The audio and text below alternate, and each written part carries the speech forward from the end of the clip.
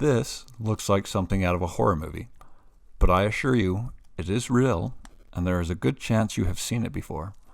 So stay tuned as we take a closer look at the carpet beetle larva.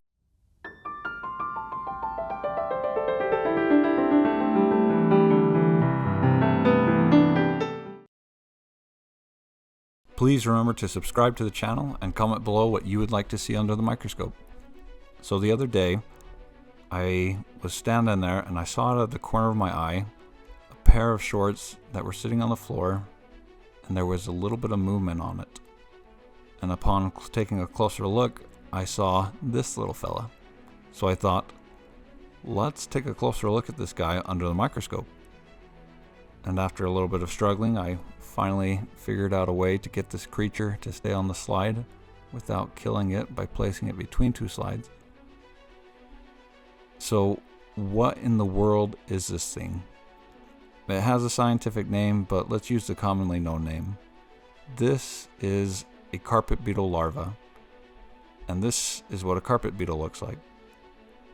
This hairy creature will eventually turn into this. Now, the beetle itself is not too much of a threat except for the fact that it lays eggs that will eventually become larvae. However, the larvae are a different story. These little guys feed off of animal-based proteins, more specifically keratin in particular. And since many products, ranging from clothes to furniture, are made from animals, that means that your favorite t-shirt and your couch are on the menu. Now, you most likely won't notice too much damage unless you have an infestation of these guys, but even one of these guys could put a hole in your shirt. So, how do we stop or prevent these things from infesting our homes? The answer is cleanliness. By vacuuming your floors and washing your clothes, you can remove many of the proteins and excreted fluids that come from our bodies that these insects love to eat.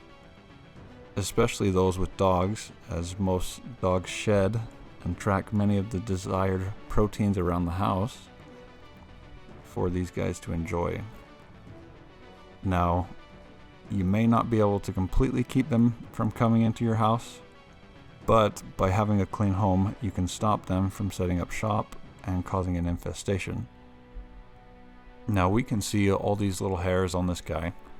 These hairs are used as a defense mechanism when exposed to our skin. They can cause irritation, and if you have an infestation and these guys are crawling all through your clothing, then a lot of their hairs can get trapped in your clothes, and as you go about your day, causing irritation throughout that day.